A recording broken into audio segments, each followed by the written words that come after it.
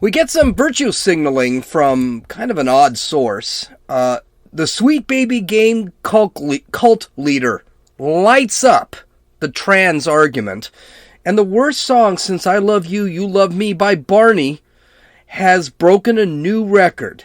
I'll let you guess what the song is. Well, why don't you just get a little listen to it? This is Gene, and you're listening to Dumbasses Talking Politics.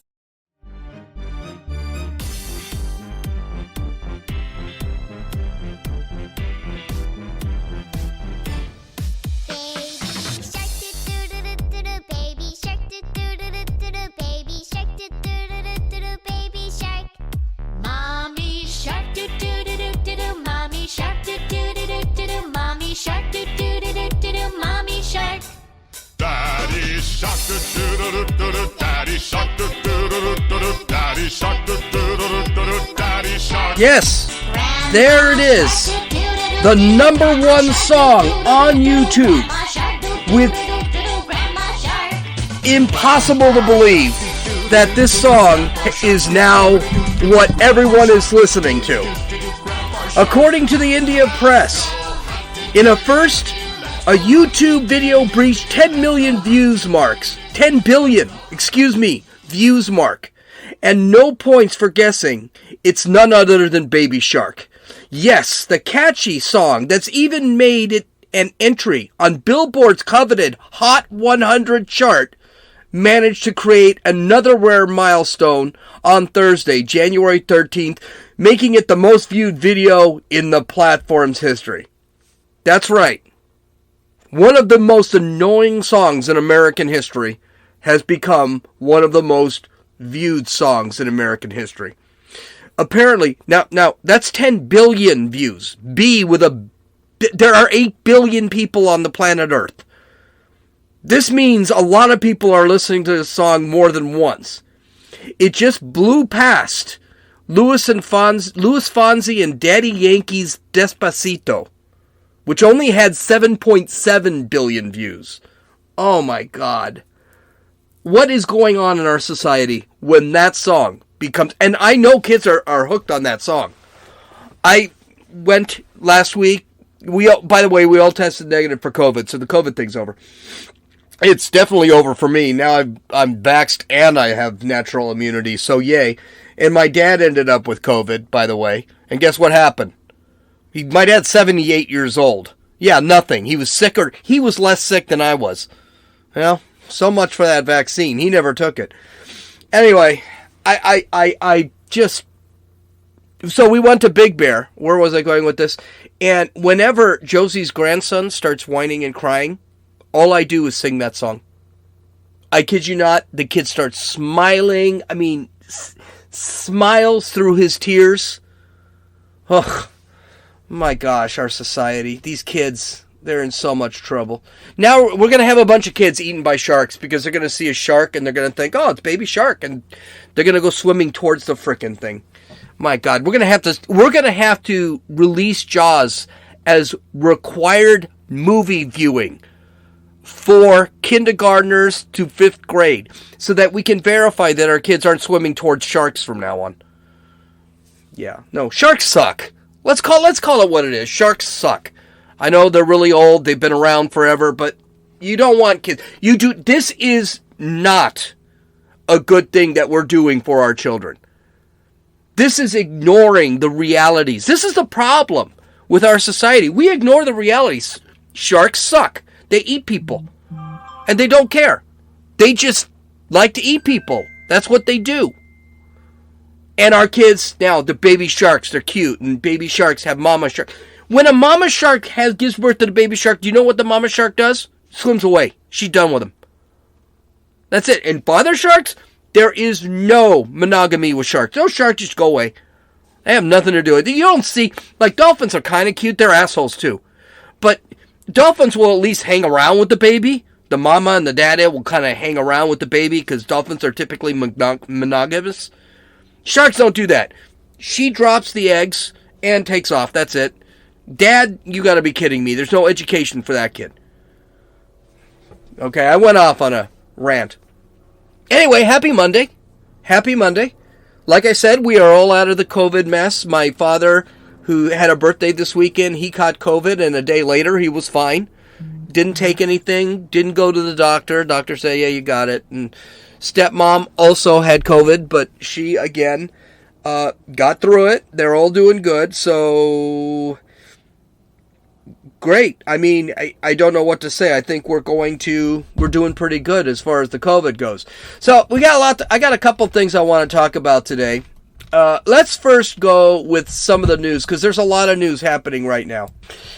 So we're not going to cover a lot of this news in great detail, because mostly we need to take a look at some information that is coming out today.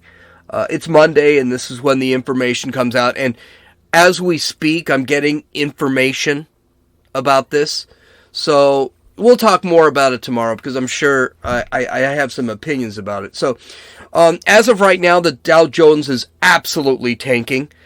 I think it ended up being about 400 points down, but at one point it was 1,200 points down. Now, this is after the NASDAQ has lost something like 2%, and the Dow Jones has crashed out. The Dow Jones has crashed out, let's say, every day this month. It has not gone up this month. Now, there are a few things that could cause this. As a matter of fact, the first thing is what they're saying is actually happening in the NASDAQ is a correction. Now, what a correction is everything has value. The Dow Jones has a certain value. Services have a certain value. What happens is sometimes that value is overrated. And so the Dow Jones and the NASDAQ, they go straight up into the air because people keep investing. Well, the problem is the NASDAQ or the Dow Jones may have gone above what they're supposed to. And so what ends up happening, people start selling off because they don't think it's going to get any higher.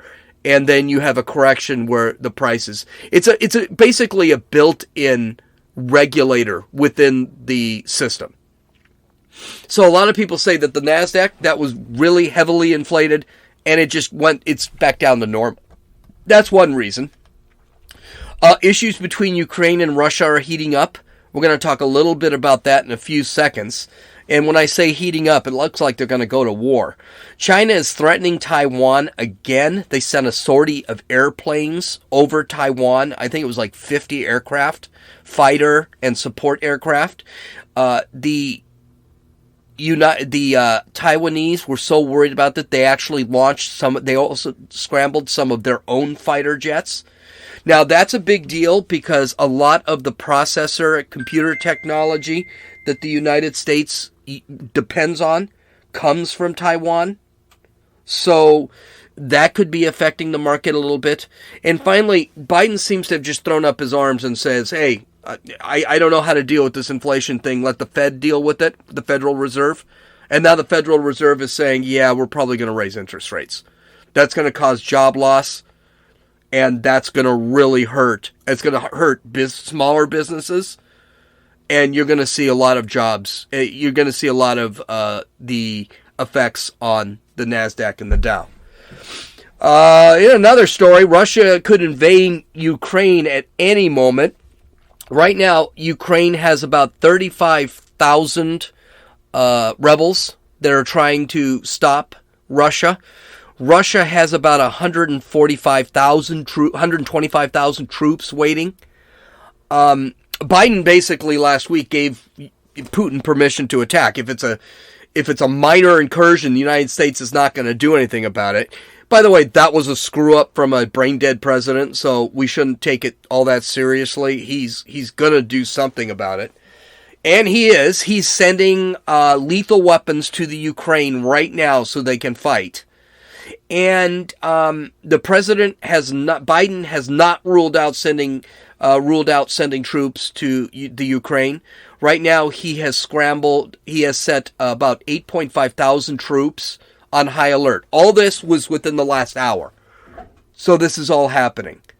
So there are also about 40,000 NATO troops that have been put on alert.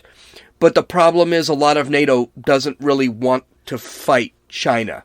So doesn't want to fight the Soviet Union. or the Russia. They don't want to fight Russia. So there's real mixed emotions. Germany is one. They are looking at right now in Russia. Russia is looking to replace the current government that is in Ukraine. And Ukraine, if they think they're not going to get any help from anyone, they may buy into it. We'll have to see. We don't know yet. China is, of course, is being emboldened by Russia. And now they're beginning to really threaten Taiwan. This could be the same thing in Taiwan. It's very possible that Taiwan eventually will just say, you know what, we're going to make friends with China because we can't depend on the United States. The United States is not going to help us because of the weak-kneed Joe Biden. And that will affect the United States. I just don't understand. China's in a real economic problem. They've got real problems over there. And why we don't just concentrate on those problems and attack them on those problems, I don't know. But, I mean, that's what Trump was doing, and Trump basically put him in a recession. So, hey. Finally, in the last bit of news, I thought this was funny. The TSA has announced that they will be using the arrest warrants that illegal aliens get when crossing the border illegally as identification to board planes. So, meanwhile, you and I, we need ID. We need to be off of any federal. We need basically to wear masks. Don't forget, illegal aliens don't even have to get shots. They're talking about making it that we have to get COVID shots, boosters, and fun stuff like that in order to board planes. They're talking about that now. Yet, illegal aliens, they don't even have to have ID. All they have to do is, hey, I've got an arrest warrant. Can I use that as ID? Yes, you can, sir. And you can now board a plane. This country is going to hell. Just hell in a handbasket. Okay, this is a great story. I love this story. It happened last week, and I really wanted to bring it up, but I just didn't I wasn't feeling well enough to actually sit back and do this podcast. In an attempt to become woke, Mars Wrigley Inc., the makers of M&Ms, have decided to make their mascots, which are those little colored M&Ms that run around. They're cartoons, right? More inclusive. This is great. This is from the Daily Beast. I actually read this on several outlets, but the Daily Beast had probably the funniest position. What qualities are the most important? This is what they said on the Daily Beast. What qualities are the most important for modern progressive women to possess? On Thursday, Mars provided its customers with an exciting new answer. Her shoes, of course. Alongside an announcement of its global commitment to creating a world where everyone feels they belong, the candy company behind M&M's rolled out a redesign of their beloved mascots, preparing their lentils for a more dynamic, progressive world. The characters are now being spotlighted for their personalities rather than their gender. Apparently that translates to gifting each with a fresh set of new kicks. That's tennis shoes if you don't speak the language. Green is swapping her white heeled go-go boots for a cool laid-back pair of sneakers, according to Mars. While Brown, the brown M&M, formerly Miss Brown, will sport kitten heels instead of stilettos. The two female members of the cast, Green and Brown, will also be trading in their traditionally competitive relationships to start throwing sunshine and not shade. That's a quote. That's from the CEO. Oh, well, we'll get to where she is. I don't even know. Throwing sunshine and not shade, Mars said. So some of the changes that they're looking to do. The green M&M will be given tennis shoes instead of the retroactive go-go boots that it was currently wearing. Or should I say she? Or should we say hey, or he, or they, or she? We don't know what their pronouns are. I'm sure that's going to come. The brown M&M, which was a bossier character, it's also a female M&M, will sport shorter heels to make her look less objectified, I guess. And instead of being bossy, she will be the boss. I'm not kidding you. That's what these guys did. This is what Mars thought was important. And by the way, the Miss title, Ms. or Miss, whatever they're calling, they're going to change that. I don't know what it's going to be. I didn't hear the press conference. They had a press conference, by the way. They did have a press conference. On Zoom, of course. You don't want to spread COVID. The red M&M, who has been kind of a bully, and a lot of people didn't like him, will be much kinder to the other M&Ms now. The orange M&M, who has been neurotic, so neurotic as a matter of fact, nervous, that he's never even tied his shoes, he will come to grip with his mental disorders and will have his shoes tied from now on. Catherine Slight, Mars Wrigley's chief growth officer. Who is going to pay somebody $250,000 a year for the title of chief growth officer? And tell me something. Would you wonder what her job description is? Wow. Talk about a woman who is trying to come up with a reason to keep her job. She said this, quote, M&M's has long been committed to creating colorful fun for all, and this purpose serves as a more concrete commitment what we've always believed as a brand, that everyone has a right to enjoy moments of happiness, and fun is the most powerful way to help people feel that they belong. Okay, world's problem solved. Done. Even the mainstream media is chuckling about this. I mean, this is an obvious attempt at a virtue signal. I mean, this serves no purpose. There's no purpose for this whatsoever. The Washington Post released not one, but 2 opinion articles about it.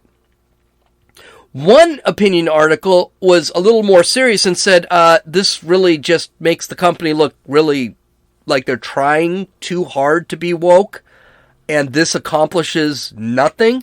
And the other article was about 1,000 words that asked, can we still eat them?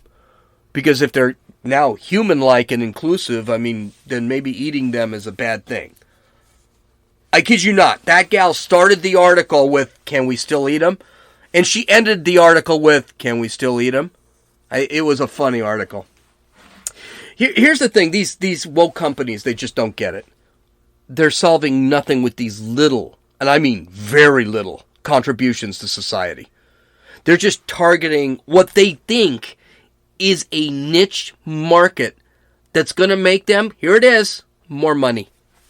They don't really care about all this crap they're believing. They just want more money. It's not about changing the world. They just want more money. The cartoon green M&Ms wearing tennis shoes instead of go-go boots is not going to solve anything, but it might make them more money. The problem is, it's stupid. And people are seeing this, and guess what they're saying? Guess what a lot of people are saying? It's stupid. Even the woke members of the world are saying, this is stupid. The Washington Post said it was stupid. CNN said it was stupid. Even MSNBC sat back and said, this is kind of stupid. Now, let's not just piss on Mars Wrigley. All the woke companies seem to be doing it. Coke is telling us to be less white. They're printing this on their cans. Gillette, which sells men's razors, actually had a commercial saying that men shouldn't practice toxic masculinity. They were telling men they were bad people. Just last week, Audi released some woke crap about their cars on social media, and everyone looked at it. What does an Audi have to do with this crap? These guys are not accomplishing anything except trying to corner a niche. And the only reason they're trying to corner that niche is money. Now, here's the thing. People like me, I'm not going to boycott. I'm not going to scream. I'm just going to stop buying their shit. I mean, let's face it. M&M's, not exactly the healthiest thing. I could see this if this was like an aspirin company. It's not. They sell candy. And candy, that's pretty bad for you. So, I'm not buying it. I typically don't buy M&M's anyway, so I'm sure my self-imposed mini boycott really doesn't mean anything, but whatever. I just won't buy them again. Now I've got a good reason to stay healthy. All right, this is something that happened last week, and I really wanted to do this anyway. See, last week I missed the Dr. Phil show, and that shouldn't be too much of a surprise for anyone who knows me because I really don't watch any daytime television. I barely watch news during the day. But this show was different. One of my favorite talk show hosts, the cult leader of A Sweet Baby Gang, Matt Walsh of the Daily Wire, was on to debate transgender issues with a couple of transgender folks. Now, I missed it because I was wasting brain cells watching the Biden press conference last Wednesday, and I just flat out forgot about it because, how shall I put it, I don't watch Dr. Phil, but this was really worth listening to. At first, what came out was a trans couple. I guess they were a couple. One was a trans man and the other was a trans woman. They discussed their lives. They had jobs as trans acceptance consultants for companies. And they discussed their philosophy on the trans lifestyle. I do want to point out that since one is a biological woman and the other is a biological man and they're both together, they're actually a heterosexual couple. I know, isn't that weird? So I'm a trans woman, she's a trans man, and we are in a loving relationship. That basically makes us a heterosexual couple. Anyway, it was really weird. He had long, flowing hair, looked like a woman and a big beard, and the gal had a beard and short hair. It was weird. So let's listen to some of these clips. And some of these clips are a little long, but they're worth it. They're worth it. Here's Matt Walsh blowing out. I gotta tell you, the entire trans argument. He killed this trans argument with just this question. And they tried to turn it around on him, but the problem is he had an answer. He did answer it. And you'll notice that this guy or gal, whatever it is, I'm not even sure, this guy decided to try and beat him up with his own question, and Matt Walsh not having any of it. So it's about a 2-minute clip, but it's really worth it. Listen. That's a question I would like to throw out to other members of the panel. Actually, because just like the 4-year-old can't answer what is a girl, well, this is one of the problems with this left-wing gender ideology, is that no one who espouses it can even tell you what these words mean. It's like, what is a woman? Well, can you tell me what a woman is? No, I can't. Because it's not for me to say. Womanhood looks different for everybody. What do you define a woman as? An adult human female. And what does a female mean? Well, how that's do you define a female? someone with female reproductive organs. Okay. Someone who's, here's the thing. When you're female, it goes right down to your bones, your DNA. So that's why if someone dies, okay, we could dig up their bones 100 years from now. We have no idea what they believed in their head, but we can tell what sex they were because it's ingrained in every fiber of their being. Interesting. So I'm trying to understand. Your definition is that a woman is someone who is female, you said, right? Correct. Gotcha. Is a biological female. So what happens if we have maybe someone who is female, identifies as a woman, right? Cisgender woman, right? As you just explained, maybe doesn't have the ability to reproduce. Maybe doesn't have those organs that you're talking about that are reproductive organs. I have answered the question. You stood up here and said trans women are women. Yes. Tell me what you mean. What is a woman? Womanhood is something that, just as Ethan explained, I cannot define because I am not but myself. You used the word. So what did you mean when you said trans women are women if you don't know what it means? Right. So here's the thing. So I do not define what a woman is because I do not identify as a woman. Womanhood is something that is an umbrella term. It includes people that describes what?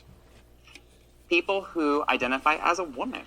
Identify as what? As a woman. What is that? Was to each their own. Each woman, each man, each person is going to have a different relation with their own gender identity and define it differently. And so trans women are women too. Okay. And you want to reduce women, you want to reduce men down to maybe just their genetics, our genitals, our chromosomes, right? That's what you're saying. What you want to do is appropriate women. You want to appropriate womanhood. Okay. And turn it into basically a costume that could be worn. Now, this question, I have a real problem with how Matt Walsh does answer this, because Matt Walsh has a tendency of not really answering the questions, And he didn't. And I think he could have easily have turned this whole thing around, destroyed everything. I also love the trained seals in the audience clapping for this guy because for not answering the question. He never answered the question. Or she never. I don't know what this guy physically is anyway, because I didn't watch the show. But here's the whole thing. This is what Matt Walsh is bringing up with this question. And I wish he would be able to make it more clear. They're trying to convince everybody that civilization needs to believe being trans is not only normal, which I think we can all agree, it has become the norm in our society, but it's natural. Here's the problem with normality versus nature. Okay? Normality is subjective. It changes depending on what the opinion is out in the real world. Nature is absolute. It cannot be changed. No matter what people think, and this is one of the things that Walsh hits very well. Hey, I can dig your bones up 100 years from now, and I can see, I don't know what you thought you were, but I can see you're a woman. Or you're a man, because that is nature. It is in your body. These two folks can't answer him when it comes to the nature argument. And that's what I would tell them. Listen, trans has become normalized. It's still not natural. You are not any more a woman because you're taking hormones or cutting off your penis than you would be staying the way you are. You are always going to be a man because nature says you are a man. And no, it's not assigned crap. I remember Dr. Phil did say something in another video. He had mentioned, well, you were born with this, and then he changed it and said, well, you're assigned whatever you happen to be. Womanhood is not a subjective thing, but the trans community wants to make it a subjective thing. And we don't need to prove that it is a subjective thing. As much as trans people sit there and say, well, it's in the science. No, it's not. There's no science that says that a man who transitions into a woman is a real woman. We got enough science that says that didn't happen. We've got DNA.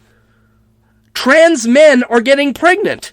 By the way, that doesn't prove men can get pregnant. That just proves that person who transitioned it from a woman to a man is still a woman. That's what it proves. And I hate the whole, well, what if she can't have children argument? And I didn't think Walsh handled that well. I think he should have answered it. And looking at the tape, it does look like it was cut. So he may have answered it. But the answer is quite simple. Just because you can't have children doesn't mean you're biologically not a woman. Just because you can't have children or you're missing certain organs doesn't mean your DNA doesn't say you're a woman. Here's the thing. They keep talking about those intersexed people. That's a medical condition. And it affects less than 1% of all births. So this is not a great argument for the trans argument. I wish we could have heard that. But this is the big problem with the trans community. Everything is based on subjective opinion and feelings.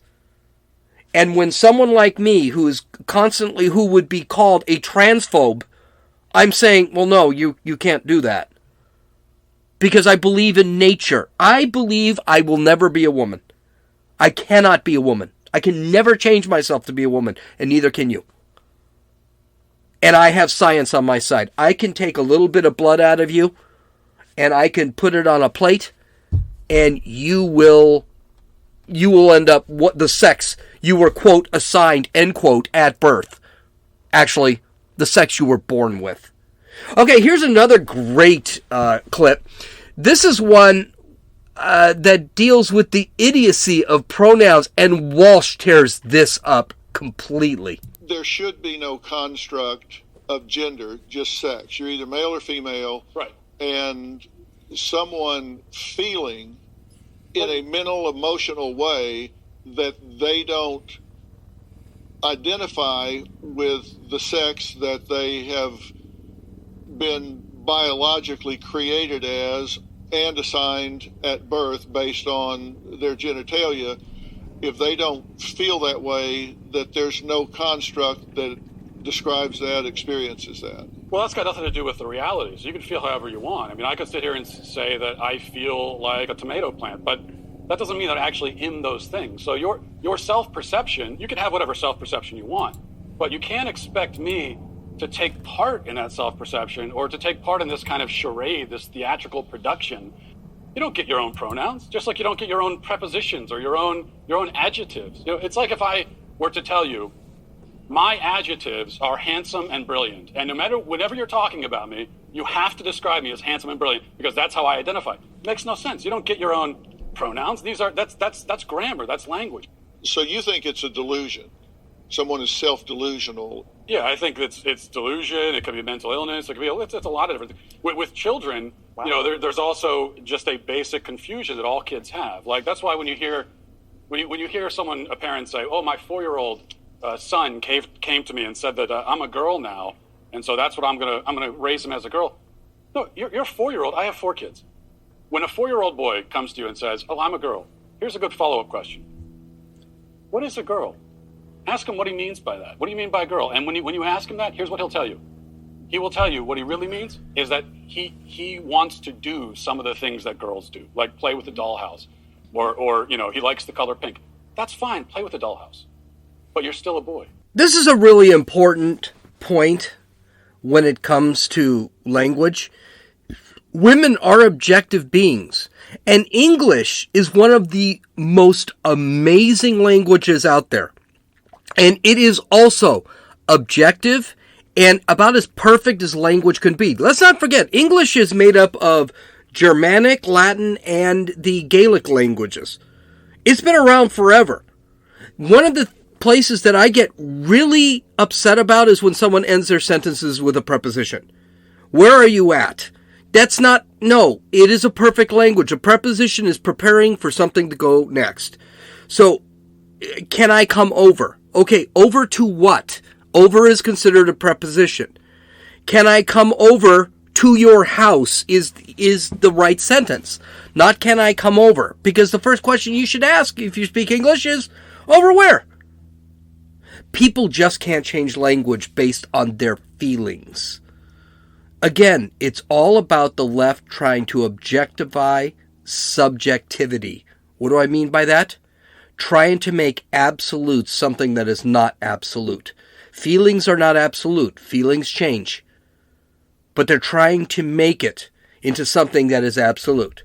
And I do want to point out Matt Walsh's story about his son saying he's a little girl, and he said, well, what is a girl? And he says, well, I want to play with the playhouse. And he says, okay, you can play with the playhouse, but you're a little boy. That's considered conversion therapy in Canada, and he could serve between 2 and 6 years in Canada. See how crazy that Canadian law is? Well, anyway, let's continue on. And you knew this was going to have to happen. A college professor comes on. And, of course, this college professor is a gender studies professor, whatever that is. In other words, she couldn't get a job anywhere else. She asks Matt a question, and he answers it before she gets a chance to move on. Listen to this question. There's biological sex, and then there is gender identity. Part of me wants to ask why you care so much, because it's really not that big of a deal. Oh, yeah, can I answer that? I'd love to answer that question. I care about the truth. So basic truth matters. I want to live in a society where people care about the truth and we're grounded in truth. Right. I care about children, and these insane ideas about gender are being foisted on kids, and that bothers me quite a bit. I care about the women who are having their opportunities stolen from them. I care quite a bit, yeah. Matt Walsh brought up something later in his show the next day. He sat there and said, I should have answered one thing here that I didn't. I care because you want me to care. The difference is you want me to care in support of transgenderism. But when I sit back and I don't believe in what you're doing, the first thing they do is sit there and say, why do you care? What's the big deal? It is a big deal. As a matter of fact, half the time, something that's not a big deal, we let go, and then it becomes a big deal. This whole thing started with gay marriage. I think this needs to be stopped now, because now these people are beginning to embrace pedophilia. But outside of that, his answer was fantastic. Kids are being told that they can be that boys can be girls and girls can be boys. They are now giving drugs to these people without asking their parents' permission. They're teaching them this crap without asking permission. They're pushing hormone therapy. They're pushing gender surgeries. Of course we're going to fight that. It's got to be fought. And I got news for you. This is going to be a bad thing for the left, because going to start fighting over a lot of things in the future. We're not just going to let things go. But this is more of but one of the more disturbing trends of the trans community is how men are encroaching on the women's world. And no one talks about that. They are now. That includes women's sports, restrooms, and locker rooms.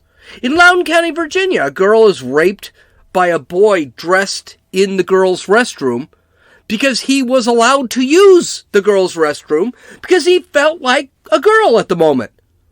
The school district covered it up, legalized boys going into the girls' restrooms, and the same thing happened in another school with the same kid. Parents fear for their children's safety and privacy. So yeah, it's important. A man who thinks he's a woman over at Pennsylvania University joined the women's swim team, has broken all of the women's records. Opportunities for women in sports are disappearing. And the trans community is using Title IX to get what they want. The same Title IX that women use to get sports for their gender. So yeah, I want my daughter to be able to play a sport and not have a man destroy it. The trans community doesn't realize this, but they're implementing toxic masculinity by doing this crap. Well, sharing restrooms also became a topic on this show. Joining the show were a couple of parents that had a daughter that was assaulted in a restroom by a trans girl, which is a boy who thought he was a girl. And it didn't work out. Listen to what they said in this whole thing. And Matt Walsh's response to this. Listen. How do you feel about the gender-neutral bathrooms and locker rooms? Yeah, well, I agree with my fellow Matt over here. Loudoun County is a famous case that the Daily Wire we helped uncover. There was a gender non-conforming boy in a dress who went into a girl's restroom and violently raped a young girl. After that happened, that's when the school district decided, oh, you know what? Now we're going to open up the restrooms and invite the boys in with the girls. Now, here's what happens. Because we hear a lot about, well, gender nonconforming people, transgender people, it makes them feel bad if they're not given access to the bathrooms they want. Well, okay, so they have their feelings. What about the feelings of the girls who are getting raped? There are many girls and many women who are speaking out and saying, we want privacy in our facilities. We don't want a man in the bathroom with us. And then what we hear from this side, I did not say that we want open bathrooms where anyone can go in. What we hear from this side is that, well, their feelings don't matter. We're not going. Who cares? You just have to deal with it, right? Because the transgender people, the gender nonconforming people, it's their feelings that take priority. I'm not trying to minimize your concern around it, but I don't know that it's a safety issue. You usually still have another bathroom that you can go to. It's a security issue. My daughter would not feel safe or secure if she had to share a bathroom or a gender-neutral locker room with boys. That's what it comes down to. He's absolutely correct here. The feelings of the trans community is more important than the feelings of anybody else. That's because the trans community is the highest on the victim list. Doesn't matter the tragedies that occur or the feelings of the majority of the people. Just the minority has to feel good. This is the poison of identity politics. So the big question's got to be, who won the debate? Matt Walsh is being called a transphobe. Dr. Phil is getting the crap end of the stick because he invited a transphobe. He's actually the one getting the worst. couple of comments on Twitter. Here's one. Truly, effed Dr. Phil for this. F Dr. Phil for this. Why would you invite a non-binary person into the national television just to be humiliated by an outspoken transphobe? Who is this for? Who does this help? Man, F you. This is a great response because it basically is the writer admitting that Walsh destroyed those trans people. He tries to lay it on Dr. Phil, but Dr. Phil might actually agree with Matt Walsh. Another quote, Dr. Phil, you're a scumbag for even giving a guy a platform to spread his bigotry. Your show needs to end if y'all are so desperate for ratings that you'll stir the pot for drama while knowing it's wrong. A couple of problems here. First off, what makes you think Dr. Phil is wrong? Dr. Phil couldn't debate Matt Walsh because seems like Matt Walsh may have been right. As a matter of fact, the three on stage, the true trans people and the gender studies teacher, professor, couldn't debate him either. They got their asses kicked. Finally, another one said, of course, Dr. Phil would invite Matt Walsh onto his show. They're both white males who think they know entirely more than they really do. There's the identity politics again. It's not that Matt Walsh is wrong, and this is why he's wrong. It's that he's a straight white male. In other words, it's like there's no reason in Matt Walsh because he's a straight white male. How about this? Why is Matt Walsh wrong? Say somewhere why Matt Walsh is wrong. And this was all of the comments. Matt Walsh trended for almost 36 hours on Twitter. And nobody gave an argument. They just called him names. It really shows that this is the problem with the left.